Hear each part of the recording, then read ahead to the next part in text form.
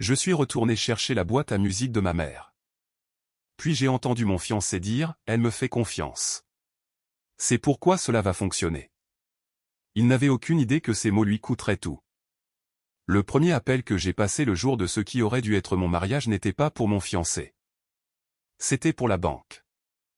Je l'ai toutes les autorisations d'entreprise liées à Mercé Medical Freight, ai-je dit, ma voix suffisamment calme pour me surprendre moi-même. Pas de transfert, pas de changement dans les droits de vote, pas de signature de dirigeant jusqu'à nouvel ordre. La femme à l'autre bout du fil a hésité. Mademoiselle Whitmore, en êtes-vous certaine? Ces restrictions vont immédiatement arrêter les transactions du conseil d'aujourd'hui. Je compte là-dessus.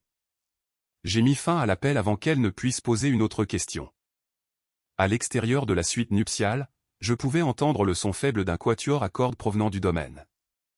Plus de 200 invités avaient déjà pris place sous le chapiteau blanc surplombant les pâturages pour chevaux. Les serveurs transportaient du champagne sur des pelouses parfaitement entretenues. Les fleuristes faisaient des ajustements de dernière minute à des arrangements qui avaient coûté plus que mon premier salaire annuel. Quelque part en bas, Grant Mercé saluait probablement des investisseurs, des amis de la famille, des politiciens locaux et des partenaires commerciaux qui croyaient être sur le point d'assister au mariage de deux familles prospères. Ils n'avaient aucune idée qu'ils attendaient en fait l'effondrement de l'une d'elles. J'ai baissé les yeux sur la petite boîte à musique en noyer posée sur la coiffeuse. Son fermoir en laiton était rayé. Un coin portait une marque de brûlure sombre qui était là depuis près de 30 ans.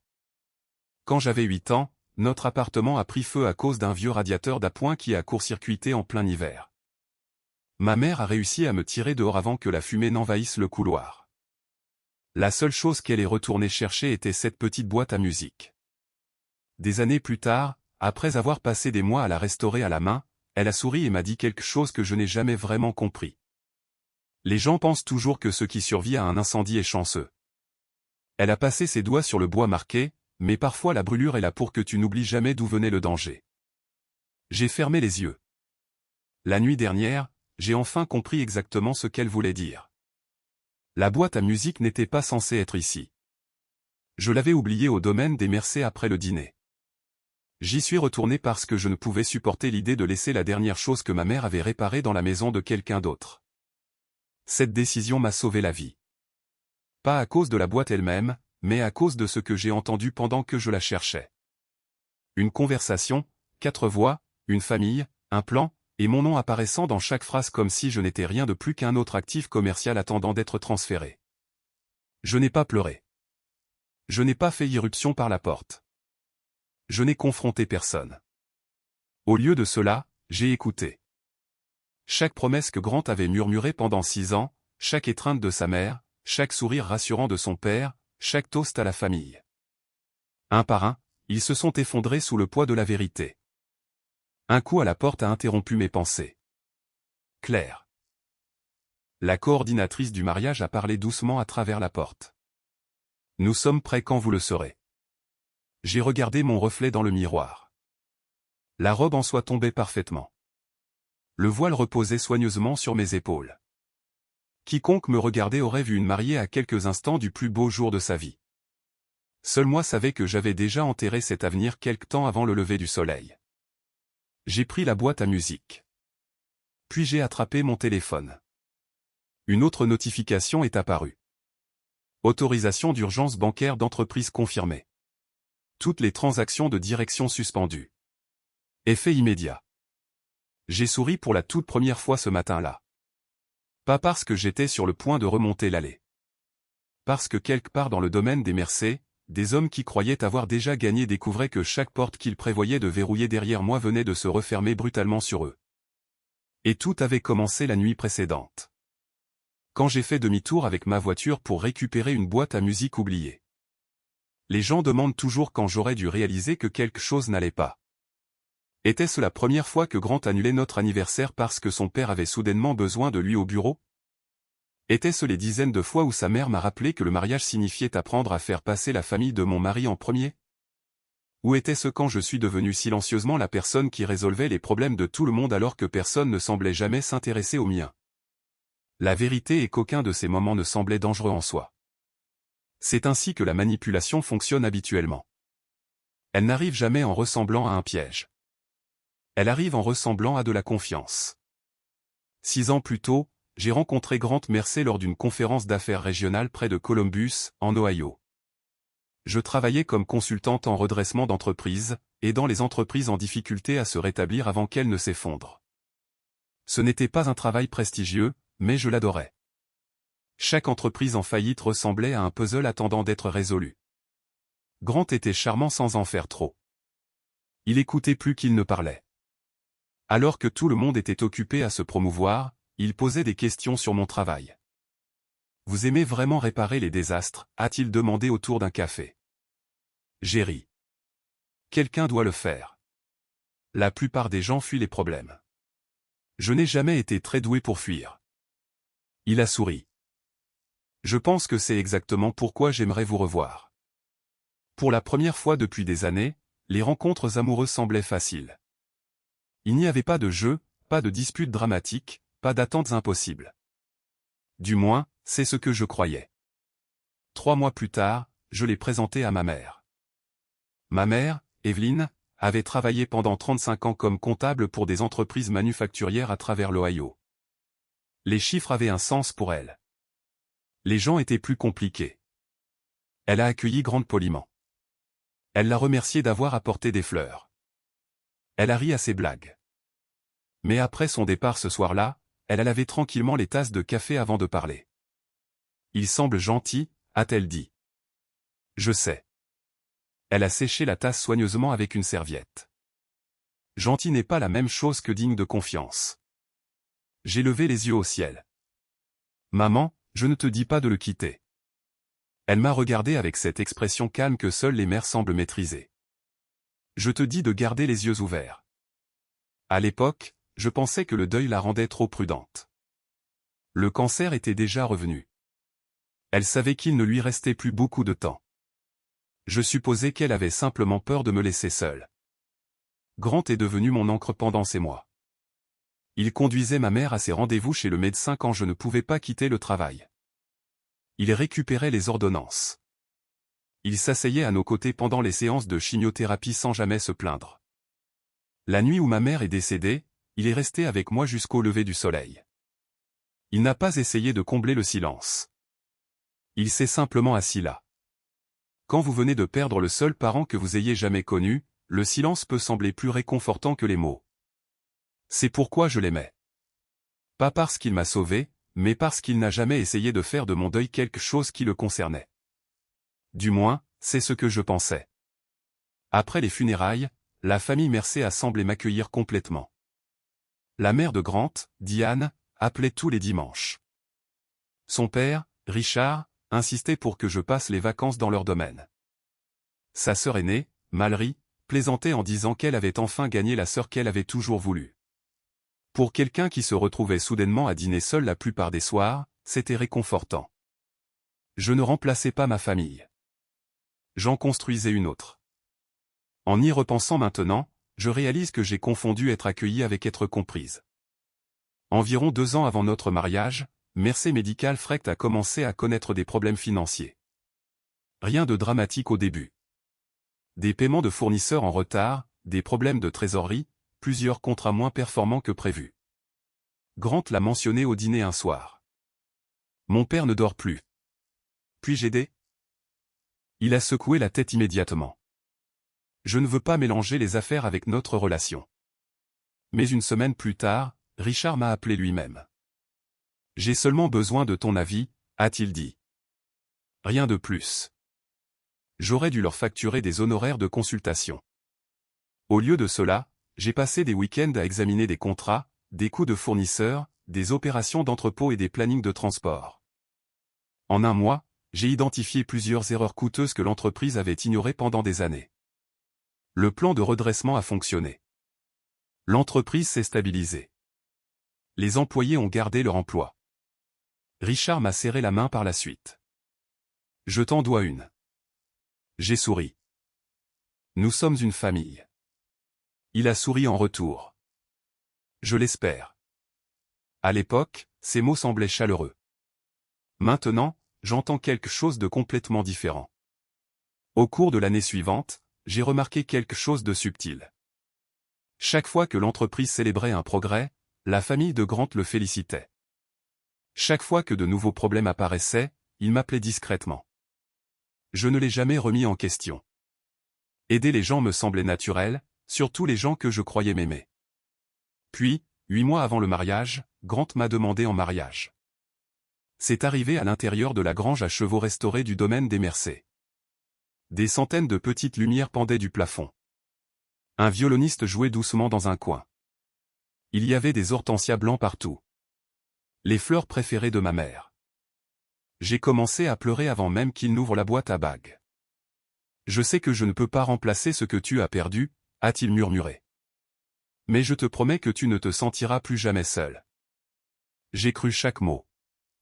Les 8 mois suivants ont disparu dans un tourbillon de dégustation de gâteaux, de listes d'invitations, d'essayages de robes, de réunions de fournisseurs et d'interminables dîners de famille. La vie semblait enfin aller de l'avant à nouveau. La veille du mariage, le dîner de répétition a duré beaucoup plus longtemps que prévu. Tout le monde a ri. Richard a porté un toast sur l'héritage. Diane m'a serré dans ses bras 3 fois. Mallory m'a taquiné sur le fait que je deviendrais une Mercey officielle d'ici lors du déjeuner demain. Grant m'a raccompagné à ma voiture. Il m'a embrassé le front. Tu devrais dormir un peu. Je doute d'en être capable. Nerveuse? Un peu. Il a ri doucement. Plus que 24 heures. Je sais. Je l'ai regardé disparaître vers la maison principale pendant que je commençais le trajet vers mon hôtel. Pendant les 20 premières minutes, je ne pouvais pas m'arrêter de sourire. Puis, à mi-chemin de l'autoroute, mon estomac s'est soudainement noué. La boîte à musique en noyer, la boîte à musique de ma mère. Je l'avais laissée au domaine. Mes mains se sont crispées sur le volant. La plupart des gens seraient retournés parce qu'elle avait de la valeur. J'y suis retourné parce qu'elle n'en avait pas. Elle était inestimable. J'ai ralenti la voiture, je me suis engagé sur la voie de virage et j'ai fait un demi-tour en direction du domaine des Mercey. Je n'avais absolument aucune idée que je conduisais tout droit vers la vérité qui sauverait le reste de ma vie. Au moment où je suis revenu sur le domaine des Mercey, la plupart des célébrations étaient terminées. La station de voiturier était vide. La moitié des lumières autour de la cour avaient déjà été éteintes, seule la maison principale brillait encore dans l'obscurité, ses fenêtres déversant une lumière jaune et chaude sur l'allée de gravier. De loin, elle avait l'air paisible, comme la maison d'une famille se préparant à célébrer un mariage. Je me suis garé près de la serre plutôt qu'à l'entrée principale. Grant m'avait donné le code de sécurité des mois plus tôt. Tu n'as pas à sonner à chaque fois, avait-il plaisanté. Cet endroit est à toi maintenant. Ce souvenir m'a noué l'estomac. J'ai entré le code. La serrure s'est déverrouillée. À l'intérieur, la serre était presque silencieuse. Des rangées d'agrumes projetaient de longues ombres sous le plafond de verre. L'air sentait légèrement la terre humide et les fleurs fraîches restantes du dîner de répétition. Près de la table centrale, exactement là où je me souvenais l'avoir laissée, se trouvait la boîte à musique en noyer de ma mère. J'ai poussé un souffle silencieux. Te voilà. Je l'ai tendue vers elle, puis je me suis figé. Des voix. Au début, je ne pouvais pas dire d'où elles venaient. La serre était vide. Pas de bruit de pas, pas de mouvement, juste des voix. Puis j'ai levé les yeux.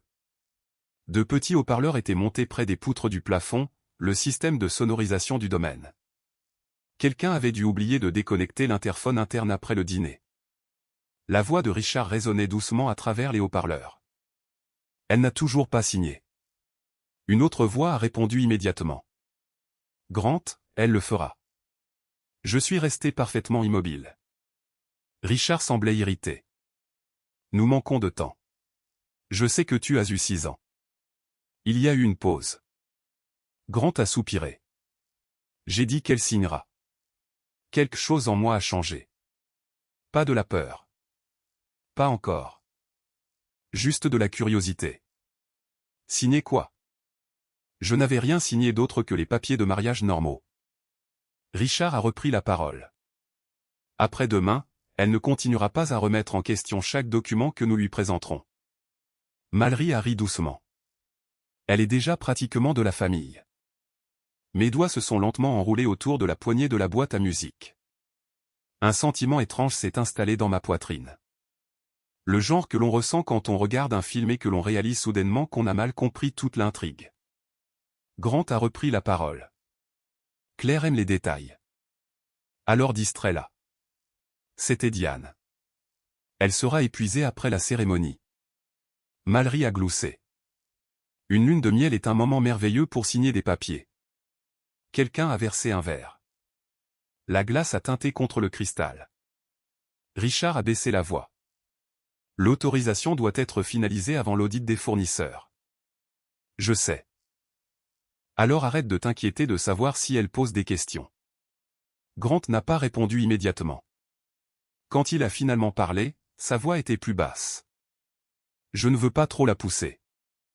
Richard a ri. Tu sors avec elle depuis 6 ans. Une autre pause. Puis est venue la phrase qui a fait trébucher mon cœur. Elle te fait plus confiance qu'à quiconque. Un silence a suivi, puis la réponse de Grant. Je sais. Rien dans son ton ne semblait surpris. Rien ne semblait offensé. Il n'a pas demandé ce que Richard voulait dire. Il l'a simplement accepté. Ma bouche est soudainement devenue sèche. Peut-être. Peut-être que je comprenais mal. Peut-être qu'il parlait de documents d'entreprise de routine. Peut-être que cela n'avait rien à voir avec moi. Je voulais cette explication plus que tout. Richard a interrompu mes pensées. Une fois que l'autorité de vote sera transférée, tout le reste deviendra simple. Mallory a demandé, et Claire ? Richard a répondu sans hésitation. Elle ne saura jamais la différence. La boîte à musique a failli me glisser des mains. Autorité de vote transférée à qui ? J'ai fait un lent pas en arrière. Chaque instinct me disait de partir, de monter dans ma voiture, de faire comme si je n'avais jamais rien entendu de tout cela. Puis une autre phrase m'a arrêté. Mallory a ri. Je n'arrive toujours pas à croire qu'elle a redressé cette entreprise gratuitement. Richard a répondu calmement. Les gens protègent ce qu'ils croient leur appartenir. Diane a ajouté. Elle pense qu'elle investit dans un mariage. Personne n'a ri. Personne ne l'a corrigé. Grant n'a pas dit un mot. J'ai senti quelque chose commencer à se fissurer en moi. Pas bruyamment, silencieusement, comme de la glace fine étendant des fractures sous la neige fraîche. J'ai regardé vers les portes de la serre. Partout de suite. Avant qu'il ne sorte, je me suis retourné. Mon téléphone a vibré. Une notification de sécurité s'est affichée à l'écran. Nouvelle connexion détectée. Mon archive cloud privée. Appareil autorisé, Grant Mercé. Heure, il y a 3 minutes. J'ai froncé les sourcils. Cette archive contenait mes fichiers de consultation, mes dossiers financiers, des ébauches de contrats, des notes personnelles. Grant connaissait le mot de passe parce que, des années auparavant, je lui avais demandé de récupérer un document pendant un voyage. Il ne l'avait jamais réutilisé. Du moins, c'est ce que je pensais. Une autre voix a résonné au-dessus de moi. Richard à nouveau.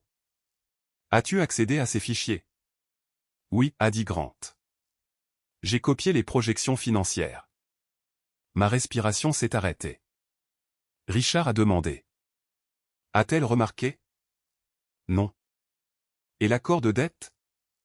Il est toujours dans son archive. La réponse de Richard est venue immédiatement. Bien. Laisse-le là. Si elle pense qu'elle a encore le contrôle, elle ne réalisera jamais quand elle le perdra. Je ne sentais plus mes doigts. Ce n'étaient pas des papiers de mariage. Ce n'était pas de la planification familiale. Ce n'étaient pas des affaires inoffensives. Il parlait de mes documents, de mes contrats, de mes droits légaux. Et Grant était entré dans mes fichiers privés sans me le dire. Pas par accident, exprès. Pour la première fois de la nuit, je ne me demandais pas si j'avais mal compris. Je me demandais depuis combien de temps cela durait. J'ai reculé d'un autre pas. Le gravier dehors a craqué. Quelqu'un avait ouvert une porte voisine. Des bruits de pas. Proches. Très proches. La voix de Mallory est parvenue à travers les haut-parleurs. Je crois que quelqu'un est dehors. Chaque muscle de mon corps s'est bloqué. La serre a soudainement semblé beaucoup plus petite qu'avant. Je me suis glissé derrière une rangée de grands citronniers. Juste au moment où la porte latérale a commencé à s'ouvrir, la lumière s'est répandue sur le sol en pierre. La silhouette d'un homme est apparue dans l'embrasure de la porte. Grant. Il a regardé autour de lui nonchalamment, le téléphone toujours à la main. Pendant une seconde terrifiante, j'ai cru qu'il m'avait vu. Au lieu de cela, il a froncé les sourcils en voyant la serre vide. Ça devait être le vent. Il s'est approché de la table centrale. Ses yeux se sont posés sur l'espace vide où se trouvait la boîte à musique. Il s'est arrêté. Claire. Pas de réponse. Il a regardé vers le parking à travers les murs de verre. Ma voiture était cachée derrière les haies. Grant est resté là pendant plusieurs secondes. Puis il a lentement mis la main dans sa poche. Son téléphone s'est allumé. « Je vais l'appeler », a-t-il dit. Le mien a commencé à vibrer instantanément dans mon sac à main. Son nom remplissait l'écran. Grant appelle. Je l'ai fixé. Un glissement, un bonjour, et tout mon avenir continuerait exactement comme prévu, où je pouvais rester silencieuse. J'ai appuyé sur le bouton latéral. L'appel est allé directement à la messagerie vocale. À l'intérieur de la serre, Grant a baissé son téléphone et a froncé les sourcils. C'est étrange. La voix de Richard a résonné faiblement de quelque part au-delà du couloir. Tout va bien? Grant a regardé une fois de plus vers le parking sombre. Puis il a répondu avec une confiance totale. Oui, tout est sous contrôle. J'ai fermé les yeux. Pendant 6 ans, j'avais cru que ces mots signifiaient qu'il me protégeait. Debout là, dans l'obscurité, j'ai enfin compris. Il n'avait jamais parlé de moi. Il parlait du plan. Je ne suis pas rentré directement chez moi. Je me suis arrêté dans une station-service ouverte 24 heures sur 24 à environ 10 miles du domaine des Mercey et je me suis garé sous la lumière la plus vive que j'ai pu trouver. Pendant plusieurs minutes, je suis simplement resté assise là, les 2 mains agrippées au volant. Mon téléphone a vibré. Grant. Je l'ai regardé sonner jusqu'à ce que l'écran s'éteigne. Quelques secondes plus tard, un autre message est apparu. Grant, es-tu bien rentré à l'hôtel? J'ai fixé les mots. Si j'avais reçu ce texto 1 heure plus tôt, il m'aurait fait sourire. Maintenant, j'avais l'impression de lire le script de quelqu'un que je ne reconnaissais plus. Je n'ai pas répondu. Au lieu de cela, j'ai ouvert mon compte cloud. L'appareil de Grant avait accédé à 3 dossiers. L'un contenait des projections financières. Un autre contenait des ébauches de rapports de consultation. Le 3e était intitulé « Personnel ». J'ai cliqué sur le journal d'activité. Rien n'avait été supprimé. Rien n'avait été modifié. Les fichiers avaient seulement été consultés soigneusement, méthodiquement, comme si quelqu'un ne cherchait pas des souvenirs. Il cherchait un moyen de pression. Une froide prise de conscience s'est installée en moi. Grant ne s'était pas connecté cette nuit-là à cause d'une urgence soudaine. Il savait déjà exactement où tout se trouvait. Il était déjà entré dans ma vie numérique auparavant. Je n'avais simplement jamais pensé à vérifier. Ma poitrine s'est serrée, non pas à cause des documents, mais parce que la confiance laisse des empreintes digitales que l'on ne pense jamais à rechercher. J'ai changé tous les mots de passe que je possédais. Courriel, stockage cloud, compte bancaire, portail d'investissement, authentification à 2 facteurs, contact de récupération. Au moment où j'ai terminé, il était près de 2 heures du matin. C'est seulement alors que je suis retourné à mon appartement. La robe de mariée était toujours accrochée à côté de la fenêtre de ma chambre. Soie ivoire douce, dentelle finie à la main, 8 mois de planification, des milliers de dollars, des centaines de conversations excitées. Elle avait exactement la même apparence. Seul moi avait changé. J'ai posé la boîte à musique ennoyée sur ma table de cuisine. Pendant longtemps, je l'ai simplement fixée. Finalement, je l'ai ouverte. Le petit mécanisme en laiton ne jouait plus parfaitement. La mélodie sautait toutes les quelques notes. Ma mère m'avait prévenu qu'un jour elle s'arrêterait complètement. Elle est vieille, avait-elle dit, mais parfois les choses cassées disent encore la vérité. À l'intérieur du couvercle reposait un morceau de papier plié. J'avais complètement oublié qu'il était là. L'écriture de ma mère, une seule phrase. Ne confonds jamais l'amour avec l'accès. J'ai fermé les yeux. Combien de fois avait-elle essayé de m'apprendre cette leçon? Combien de fois avais-je souri et m'étais convaincu qu'elle s'inquiétait trop? Vers 3h30 ce matin-là, j'ai appelé Naomi Reyes. Elle a répondu à la deuxième sonnerie. Claire. Sa voix était immédiatement alerte. Qu'est-ce qui ne va pas? J'ai besoin de conseils juridiques tout de suite. C'est à propos de Grant. Silence. Puis, j'arrive. 40 minutes plus tard, Naomi était assise en face de moi avec une tasse de café intacte. Je lui ai tout raconté, la serre, la conversation, l'alerte de connexion, les documents. Elle n'a jamais interrompu. Quand j'ai eu fini, elle s'est penchée lentement en arrière. As-tu des preuves? J'ai les enregistrements de connexion. Ils aident, mais ils ne suffisent pas. Je sais. As-tu enregistré la conversation? J'ai secoué la tête.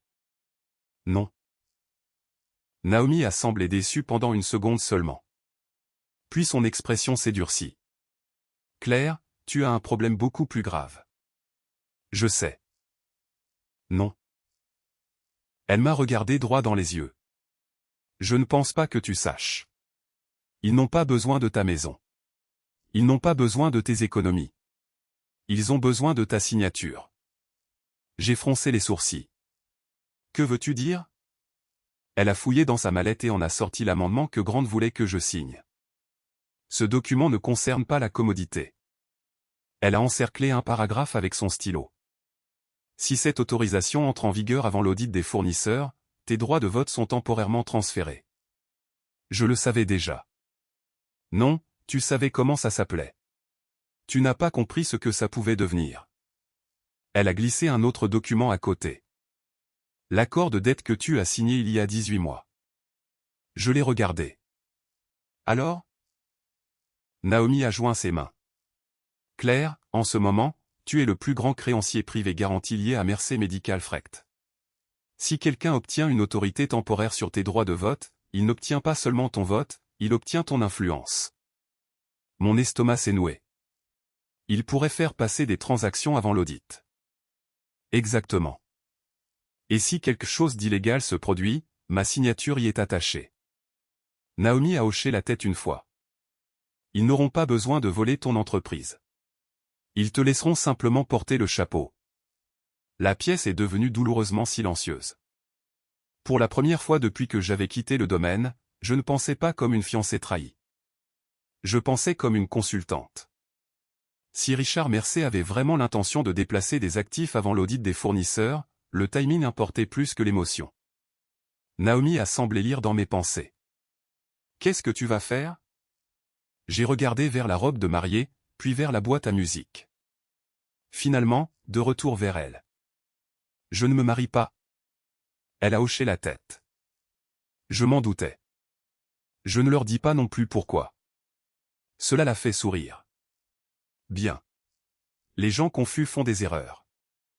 Je me suis levé. Alors, quelle est la première étape? Naomi a répondu sans hésitation.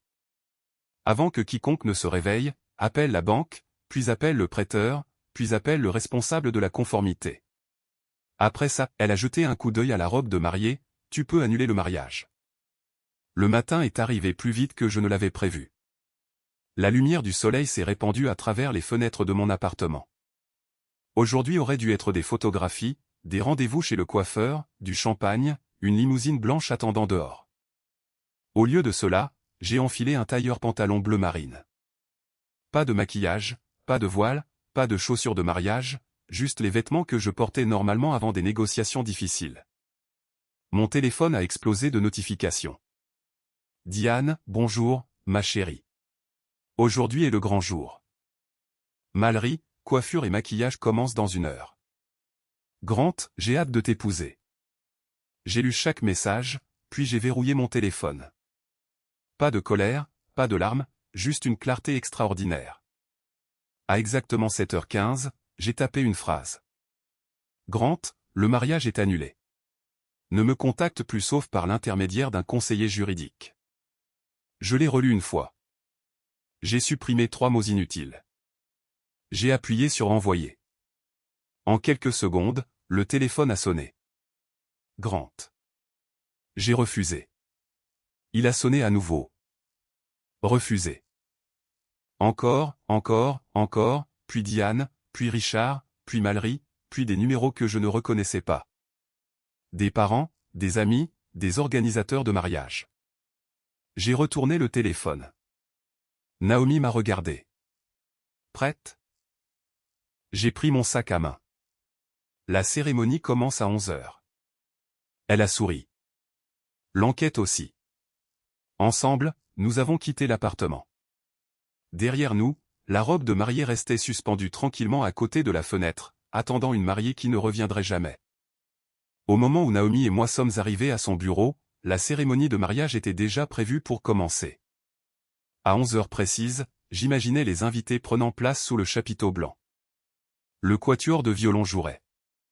Le fleuriste ferait des ajustements de dernière minute. Quelqu'un demanderait probablement pourquoi la mariée était en retard. Pendant 6 ans, j'avais cru que je me préparais pour le plus beau jour de ma vie. Au lieu de cela, j'étais assise dans une salle de conférence à examiner des documents de gouvernance d'entreprise.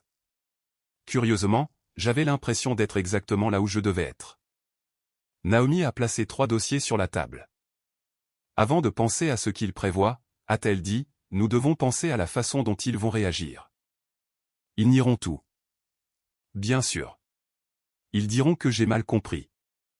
Ils feront plus que ça. Elle a glissé le premier dossier vers moi. Si Richard Mercer est à moitié l'homme d'affaires que tout le monde croit qu'il est, il a déjà un plan de crise. Quel genre de plan de crise?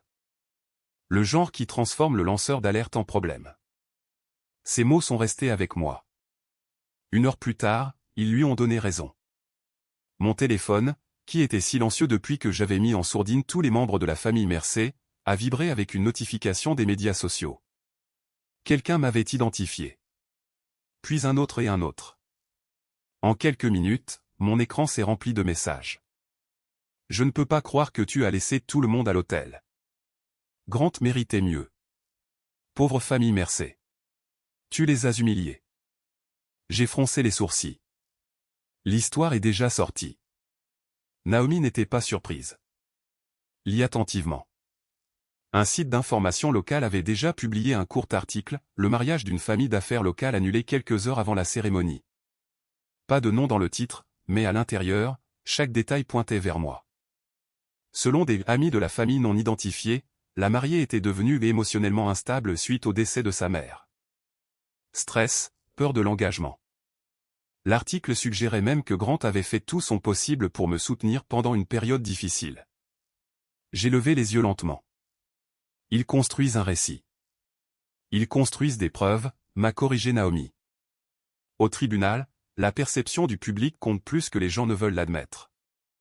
Une autre notification est apparue. Celle-ci ne venait pas des médias sociaux. Elle venait du service des ressources humaines de mon entreprise.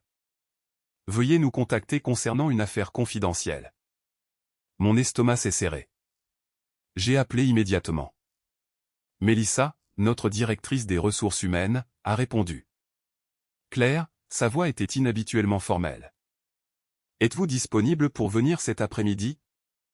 Y a-t-il un problème? Il y a eu une plainte. Quel genre de plainte? Je crains de ne pas pouvoir discuter des détails par téléphone. Mon rythme cardiaque a ralenti au lieu de s'accélérer. Cela m'a surprise. Un jour plus tôt, j'aurais paniqué. Maintenant, tout semblait prévisible. Ils ont agi plus vite que je ne le pensais, a dit Naomi après que j'ai mis fin à l'appel. Ils essaient de nuire à ma réputation. Ils essaient de t'isoler. Nous sommes allés à mon bureau ensemble. Mélissa nous a accueillis en privé au lieu de m'emmener dans la salle de conférence habituelle. Je suis désolé, a-t-elle commencé. Je sais qu'aujourd'hui est censé être. Quelqu'un a contacté notre équipe de direction ce matin. Qui? Ils se sont identifiés comme des représentants de Mercer Medical Freight. Naomi a tranquillement ouvert son carnet. Mélissa a continué, ils affirment que vous avez indûment influencé les décisions de l'entreprise tout en maintenant un intérêt financier non divulgué dans l'un de leurs fournisseurs. Je l'ai dévisagé. Quel fournisseur? Elle m'a tendu plusieurs courriels imprimés. Malrikin Marketing. Mes yeux se sont rétrécis. Je me suis souvenu de ces factures. 2 ans plus tôt, Malry m'avait demandé d'examiner des propositions de branding lors de la restructuration de l'entreprise. J'avais recommandé de ne pas engager son cabinet car une autre agence avait soumis une proposition plus solide. Le conseil d'administration avait finalement choisi Malry de toute façon. Quelqu'un avait modifié cette partie de la chaîne de courriel. La version imprimée donnait maintenant l'impression que j'avais personnellement introduit son entreprise dans le processus d'appel d'offres.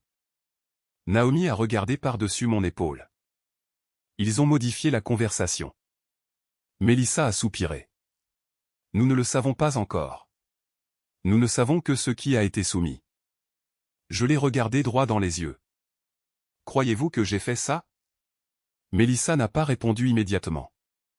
Finalement, elle a dit, je travaille avec vous depuis 9 ans. Je ne vous ai jamais vu compromettre votre éthique, mais le comité de conformité doit enquêter. J'ai hoché la tête. Je comprends. En retournant à la voiture de Naomi, je me suis enfin permis une profonde respiration. Ils essaient de m'enterrer professionnellement. Non. Naomi a déverrouillé la porte passager. Ils essaient de s'assurer que personne ne te croit avant même que tu ne parles. De retour à son bureau, nous avons étalé chaque document sur la table de conférence. Contrat, résolution du conseil, accord bancaire, enregistrement de courriel. Pendant des heures, nous avons construit une chronologie. Un détail me dérangeait. Naomi, quoi? Pourquoi maintenant? Ils auraient pu essayer ça il y a des mois. Elle m'a regardé pendant plusieurs secondes. Parce qu'avant aujourd'hui, tu aimais encore Grant. La pièce est tombée dans le silence. Elle avait raison. S'il m'avait accusé un mois plus tôt, je l'aurais probablement défendu, protégé, expliqué chaque incohérence. L'amour avait été leur plus grande protection juridique. Maintenant, ils l'avaient perdu. Vers 5 heures cet après-midi-là, un autre courriel est arrivé. Celui-ci venait directement de Mercer Medical Frecht. Réunion d'urgence du conseil d'administration, présence obligatoire demain matin. Ordre du jour, restructuration de l'entreprise, autorité de vote des dirigeants, transition des fournisseurs. J'ai fixé l'écran. Ils continuent d'avancer. Ils le doivent, a répondu Naomi. Si l'audit des fournisseurs commence avant qu'ils ne déplacent les contrats, leur fenêtre se ferme. Quelque chose a fait-il dans ma tête. Ils sont désespérés. Naomi a souri. Exactement. Et les dirigeants désespérés font des erreurs coûteuses. Ce soir-là, je suis retourné à mon appartement pour la première fois depuis le lever du soleil.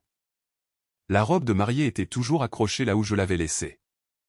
Seulement maintenant, la lumière du soleil avait disparu. La pièce semblait étrangement calme. Pas seule, juste différente. Je suis allé à la table de la cuisine et j'ai pris la boîte à musique de ma mère. Presque distraitement, je l'ai retournée. Quelque chose a attiré mon attention. Un minuscule panneau métallique près du bas.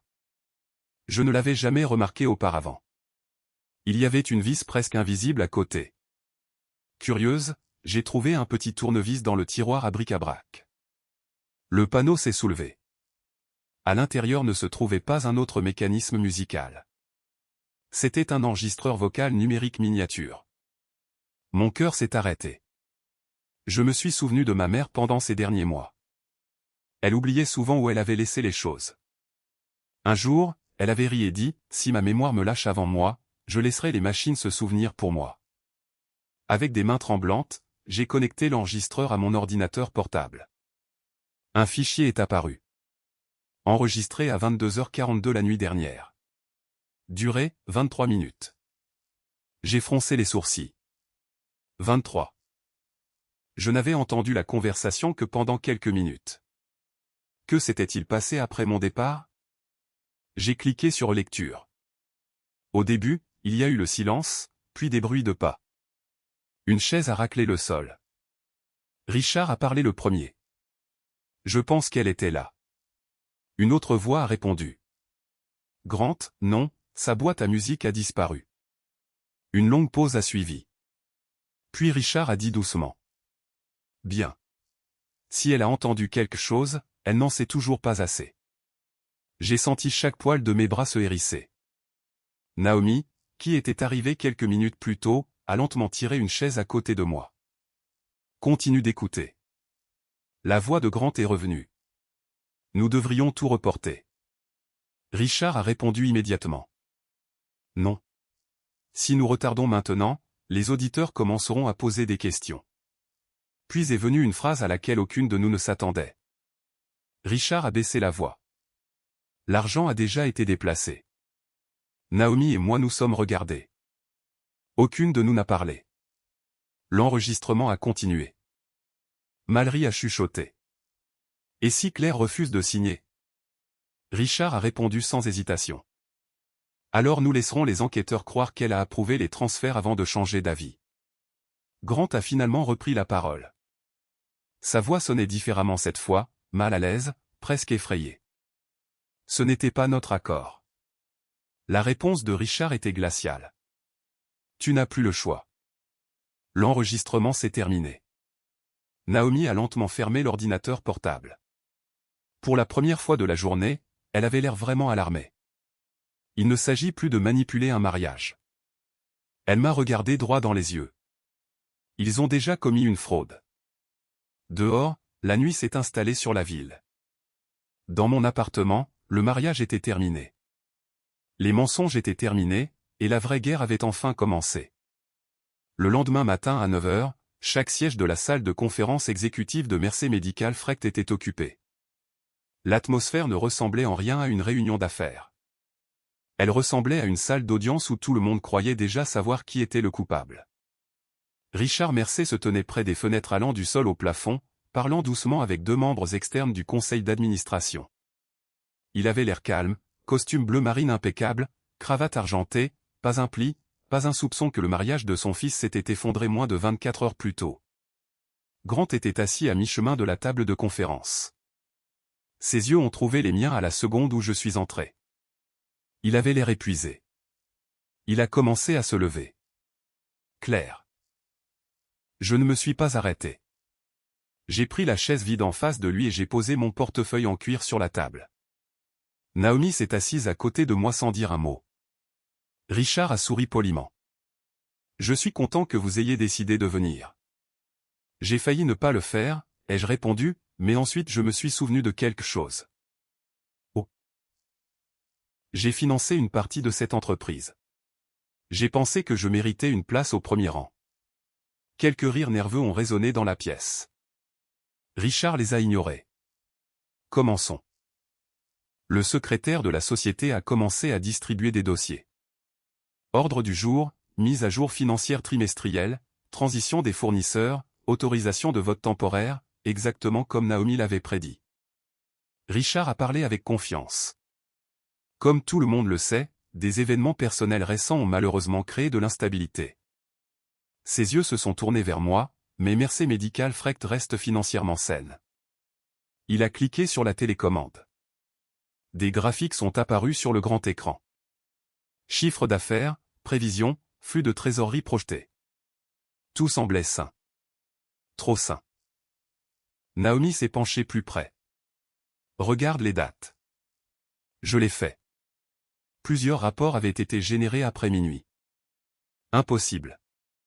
La période comptable n'était même pas terminée. Richard a continué. Notre restructuration est presque terminée. La seule étape restante est l'approbation de plusieurs autorisations temporaires. Grant n'a jamais levé les yeux de la table. Il n'avait pas parlé une seule fois. Richard a glissé un document vers moi. Claire, nous apprécierions votre signature. J'ai baissé les yeux. C'était le même amendement. Seulement maintenant, 3 pages supplémentaires avaient été jointes. Autorité de transfert d'actifs, approbation des fournisseurs, délégation de pouvoirs exécutifs d'urgence. Aucune de ces pages n'existait lorsque Grant m'avait montré l'accord pour la première fois. J'ai fermé le dossier. Non. Richard a souri patiemment. Je ne pense pas que vous compreniez. Je comprends parfaitement. Vous n'avez même pas lu. J'en ai assez lu. Le silence s'est installé dans la pièce. Richard a joint ses mains. Alors peut-être que votre avocate aimerait expliquer pourquoi retarder cette approbation pourrait mettre en péril des centaines d'emplois. Naomi a répondu avant que je ne le puisse. Les emplois ne sont pas protégés par une gouvernance falsifiée. Plusieurs membres du conseil ont échangé des regards confus. L'expression de Richard est restée parfaitement calme. Falsifié? C'est une accusation grave. La fraude aussi. La pièce est devenue nettement plus silencieuse. Richard s'est lentement tourné vers moi. Claire, je sais que les émotions sont à vif après hier, mais ce sont les affaires. J'ai rencontré ses yeux. Exactement. Alors, parlons affaires. J'ai ouvert mon portefeuille. Au lieu de sortir un stylo, j'ai sorti un haut-parleur portable. Grant a levé les yeux immédiatement. Son visage est devenu blême. Le sourire de Richard s'est estompé pour la première fois. Qu'est-ce que c'est? La boîte à musique de ma mère s'est souvenue de quelque chose. Sans un autre mot, j'ai appuyé sur lecture. La voix de Richard a rempli la salle de conférence. L'argent a déjà été déplacé. Personne n'a bougé. L'enregistrement a continué. Mallory demandant ce qui se passerait si je refusais de signer. Richard expliquant que les enquêteurs croiraient que j'avais approuvé les transferts. Grant disant, ce n'était pas notre accord. Richard répliquant. Quand l'enregistrement s'est terminé, personne n'a parlé. Un membre du conseil a tranquillement enlevé ses lunettes. Un autre a lentement fermé le rapport financier devant lui. Richard s'est remis le premier. Cet enregistrement ne prouve rien. Il prouve le contexte. Il prouve l'intention. Il prouve que quelqu'un a modifié des conversations privées. Naomi a calmement glissé plusieurs documents sur la table. Alors peut-être que ceux-ci aideront. Enregistrement de connexion, historique d'accès au cloud, horodatage bancaire, rapport d'authentification numérique. Chaque document avait été certifié de manière indépendante avant la réunion. Richard a pris la première page. Sa confiance a légèrement vacillé. Pourtant, il n'avait pas terminé. Il a regardé directement le conseil. Même si des erreurs ont été commises, rien de tout cela ne change la situation financière de l'entreprise. J'ai enfin parlé. Non. J'ai connecté mon ordinateur portable au projecteur. Un bilan complètement différent est apparu. Pas la version impeccable que Richard avait présentée. L'original. Chaque passif caché, chaque transfert non divulgué, chaque facture fictive, chaque paiement suspect. La salle a éclaté. Qu'est-ce que c'est? Pourquoi cela n'a-t-il pas été divulgué? Ces chiffres ne correspondent pas aux nôtres. Richard s'est tourné vers le directeur financier. L'homme avait l'air terrifié. Je n'ai jamais vu ces écritures. Parce qu'elles n'étaient pas dans vos rapports. J'ai cliqué à nouveau. Un réseau de sociétés est apparu. 3 sociétés à responsabilité limitée, des noms différents, des adresses différentes, la même trace de propriété. Chacune menait finalement à Mallory. Naomi s'est levée. Pour mémoire, ces entités ont reçu des honoraires de consultation totalisant 8,7 millions de dollars au cours des 18 derniers mois. Un membre du conseil a murmuré, « Mon Dieu !» Richard a finalement perdu son sang-froid. Ce sont des informations confidentielles. Non, ai-je répondu doucement. C'est de l'argent volé. Grant s'est soudainement levé. Assez. Tous les yeux se sont tournés vers lui pendant plusieurs longues secondes. Il ne pouvait pas parler. Puis il a regardé son père. Je t'avais demandé de ne pas faire ça. Richard n'a même pas scié. Tu m'as demandé de sauver l'entreprise. Pas comme ça. Tu savais exactement comment. Grant a baissé la tête. Je pensais que nous déplacerions les contrats. Je ne savais pas que tu avais déjà transféré l'argent. Richard a ri amèrement. Tu voulais avoir les mains propres. Tu aurais dû partir avant de me demander de réparer tes erreurs. Grant a semblé avoir reçu un coup de poing. Tout ce qu'il avait cru pendant des années à propos de son père s'est effondré en une seule phrase. Il s'est lentement tourné vers moi. Je suis désolé. Les mots, froids comme le laiton, ont à peine atteint l'autre côté de la table. Je l'ai regardé pendant un long moment. Je sais. Ses yeux se sont légèrement écarquillés. Puis j'ai terminé. Mais tu t'excuses parce que la vérité t'a trouvé, pas parce que tu l'as choisie. Grant a fermé les yeux. Il n'a pas discuté, il ne le pouvait pas. L'un des administrateurs externes a finalement pris la parole. Monsieur Mercer, en tant que président, je demande votre démission immédiate en attendant une enquête médico-légale. Richard le dévisagea. Vous ne pouvez pas me renvoyer. Un autre administrateur a répondu. Nous n'avons pas à le faire, il a pointé vers moi. Notre plus grand créancier garanti peut déjà le faire. Tous les visages dans la pièce se sont tournés dans ma direction. Des mois plus tôt, lorsque j'avais acheté une partie de la dette garantie de l'entreprise, j'avais obtenu des droits de restructuration d'urgence si une fraude financière était découverte. Richard l'avait oublié. Ou peut-être n'a-t-il jamais cru que je les utiliserais. Je me suis levé lentement. Je ne suis pas ici pour détruire Mercer Medical Freight. J'ai regardé autour de la pièce. 412 personnes travaillent pour cette entreprise. Elles n'ont pas créé cette fraude. Elles ne devraient pas perdre leur emploi à cause de cela. J'ai glissé un dernier document sur la table. Plan de restructuration d'urgence, gestion indépendante, audit médico-légal, protection des pensions des employés, poursuite des livraisons hospitalières. Richard m'a regardé avec incrédulité. Vous pourriez nous liquider. Je le pourrais, et vous deviendriez encore plus riche. J'ai secoué la tête. Ma mère a passé sa vie à m'apprendre la différence entre la valeur et le prix. Je retire les personnes qui ont volé cette entreprise. Je ne détruis pas l'entreprise elle-même. Personne n'a applaudi. Personne n'a célébré. La vraie justice semble rarement dramatique. Elle ressemble à des signatures, des votes, des démissions et du silence. 10 minutes plus tard, la résolution d'urgence a été adoptée à l'unanimité. Richard Mercer a été démis de ses fonctions de président. Mallory a été suspendu en attendant une enquête criminelle. Les auditeurs fédéraux ont été avertis. Un conseil externe a pris le contrôle des dossiers de l'entreprise. Grant a tranquillement posé son badge d'employé sur la table de conférence. Je coopérais. Personne ne l'a arrêté. Alors que tout le monde quittait lentement la salle de conférence, Grant s'est arrêté à côté de moi. Je t'aimais vraiment.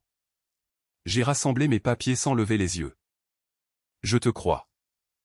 Il a semblé surpris. Vraiment? Oui. J'ai enfin rencontré ses yeux. Mais l'amour sans courage n'est qu'une autre façon pour les gens de justifier la trahison. Il a hoché la tête une fois, puis est parti. C'était la dernière fois que j'ai vu Grant Mercer. Les gens supposent que la vengeance est victorieuse. Ce n'est pas le cas. Pas la vraie. La vraie vengeance est beaucoup plus silencieuse. C'est se réveiller un matin et réaliser que les gens qui ont essayé de contrôler votre vie n'occupent plus un seul coin de votre esprit. 3 mois après la réunion d'urgence du conseil d'administration, Mercer Medical Freight avait l'air complètement différente. Une équipe de gestion indépendante avait pris le relais. L'audit médico-légal a confirmé que des millions de dollars avaient été cachés par le biais de sociétés écrans et de contrats de conseil frauduleux. Richard Mercer a finalement démissionné de tous les postes d'entreprise qu'il occupait. Les enquêteurs fédéraux ont continué d'examiner les dossiers financiers. Mallory a accepté un accord de plaidoyer avant que les accusations formelles ne soient portées en justice. Quant à Grant, il a témoigné volontairement. Ensuite, il a disparu de Columbus. Je n'ai jamais demandé où il était allé. Ce n'était plus mon histoire. L'entreprise a survécu. C'était important. Des centaines d'employés avaient encore leur emploi. Les hôpitaux recevaient toujours des fournitures médicales. Et pour la première fois depuis des années, Mercer Medical Freight fonctionnait avec une transparence financière totale. Ce résultat signifiait bien plus pour moi que de voir quiconque puni. La vie s'est installée dans quelque chose de merveilleusement ordinaire. J'ai accepté la promotion au poste de directrice exécutive. La charge de travail a presque doublé. Certains soirs, je restais au bureau bien après le coucher du soleil. Mais l'épuisement est différent quand il appartient à un travail auquel on croit. Chaque décision que je prenais m'appartenait. Chaque succès, chaque erreur, chaque leçon. Un samedi matin, Naomi s'est présentée à mon appartement avec 2 tasses de café en papier. Elle a regardé mon salon. Les cartons de déménagement avaient enfin disparu. Des livres bordaient les étagères. Des plantes remplissaient les fenêtres. Des photos de ma mère avaient remplacé les décorations de mariage que j'avais autrefois prévu d'exposer. « On se sent enfin chez toi », a-t-elle dit. J'ai souri. J'ai enfin l'impression que c'est ma vie. Elle m'a tendu un décafé. Alors, des regrets? J'ai réfléchi à la question plus longtemps que prévu. Je regrette d'avoir ignoré mes instincts. Elle a hoché la tête. Mais je ne regrette pas d'être parti. Naomi a souri. Bien, parce que les décisions les plus difficiles sont généralement celles qui nous redonnent à nous-mêmes. Un mois plus tard, je me suis rendu au cimetière où ma mère était enterrée. La boîte à musique en noyer reposait sur le siège passager à côté de moi. Sa mélodie sautait toujours toutes les quelques notes. J'avais pensé à la faire réparer. Finalement, j'ai décidé de ne pas le faire. Certaines cicatrices méritent de rester visibles. Elles vous rappellent où la guérison a commencé. J'ai placé des lys blancs frais à côté de sa pierre tombale. Pendant plusieurs minutes, je suis simplement resté là. Je comprends maintenant, ai-je murmuré. Quand tu m'as averti de protéger ce qui comptait, tu ne parlais jamais d'argent. Une brise chaude a soufflé à travers les arbres. Pour la première fois depuis sa perte, je n'avais plus l'impression de parler à quelqu'un qui m'avait quitté. J'avais l'impression de parler à quelqu'un dont les leçons m'avaient enfin rattrapé. Avant de partir, j'ai posé délicatement la boîte à musique contre la pierre. Puis j'ai hésité. Je l'ai reprise. Non, j'ai ri doucement. J'en ai encore besoin. Pas parce qu'elle me rappelait la douleur, mais parce qu'elle me rappelait que la vérité arrive parfois déguisée en inconvénient, un objet oublié, un voyage retardé, une décision inattendue. Les mois ont passé. Un soir après le travail, je me suis arrêté dans une librairie de quartier. Alors que je parcourais la section des affaires, un homme plus âgé a tendu la main vers le même livre que je tenais. Il a souri en s'excusant. Après vous. J'ai ri. Je pense qu'il y a 2 exemplaires. Nous avons parlé moins de 5 minutes. Livre, voyage, hiver de Chicago, rien d'extraordinaire. En quittant le magasin, j'ai réalisé quelque chose qui m'a surprise. Je n'avais pas passé la conversation à me demander s'il m'appréciait, si j'avais l'air intéressante, ou si cela pourrait devenir quelque chose. J'avais simplement apprécié de parler à un autre être humain. Cela ressemblait à un progrès. Un vrai progrès. Pas parce que j'avais trouvé quelqu'un de nouveau, mais parce que je n'avais plus besoin de quelqu'un d'autre pour compléter une version de moi-même qui était déjà entière. De retour à mon appartement, j'ai ouvert le journal qui m'avait accompagné pendant les mois les plus difficiles de ma vie. Les premières pages étaient remplies de peur, de questions et de doutes. Les pages suivantes semblaient avoir été écrites par une femme entièrement différente. Sur la dernière page blanche, j'ai écrit une dernière entrée. Le plus grand cadeau que j'ai reçu n'a pas été de découvrir qui m'a trahi. C'est de découvrir que j'étais assez forte pour partir avant de me trahir moi-même. J'ai fermé le journal. Cette fois, il n'y avait plus de chapitre à ajouter. Tard cet été-là, j'ai reçu un petit paquet sans adresse de retour. À l'intérieur se trouvait une note manuscrite. Pas de signature. Une seule phrase. Merci d'avoir sauvé l'entreprise au lieu de la détruire. Ma famille a toujours une assurance maladie grâce à votre décision. Plié à côté de la note se trouvait un badge d'identification d'employé de Mercé Medical Freight. Pas d'explication. Aucune n'était nécessaire. J'ai placé la note à l'intérieur de la boîte à musique de ma mère. Cela semblait être le bon endroit pour elle, car cette petite boîte ne représentait plus la nuit où mon mariage s'est terminé. Elle représentait le jour où ma vie a vraiment commencé. Parfois, les gens me demandent si je crois que tout arrive pour une raison. Honnêtement, je ne sais pas. Certaines choses sont simplement cruelles. Certaines trahisons sont complètement inutiles. Certaines personnes font des choix qui détruisent des vies parce que la cupidité compte plus pour elles que l'amour. Mais je crois autre chose. Quand la vérité apparaît enfin, nous sommes tous confrontés au même choix. Nous pouvons protéger l'illusion ou nous pouvons nous protéger nous-mêmes. La veille de mon mariage, j'ai fait demi-tour avec ma voiture parce que j'avais oublié une petite boîte à musique en bois. Pendant des années, j'ai pensé que cette boîte était le dernier cadeau que ma mère m'ait jamais fait. J'avais tort. Son dernier cadeau n'était pas la boîte à musique. C'étaient les valeurs qu'elle a passé toute une vie à m'enseigner. L'intégrité. Le respect de soi. Le courage de s'éloigner de tout ce qui exige le prix de votre dignité. Ces leçons m'ont sauvé bien avant que je ne réalise que j'avais besoin d'être sauvé. Je ne suis jamais devenu Claire Mercé. Je suis resté Claire Bennett. Et en y repensant maintenant, je ne changerai rien du tout, car parfois la fin la plus heureuse n'est pas de remonter l'allée. Parfois, c'est d'avoir le courage de faire demi-tour avant même d'y arriver.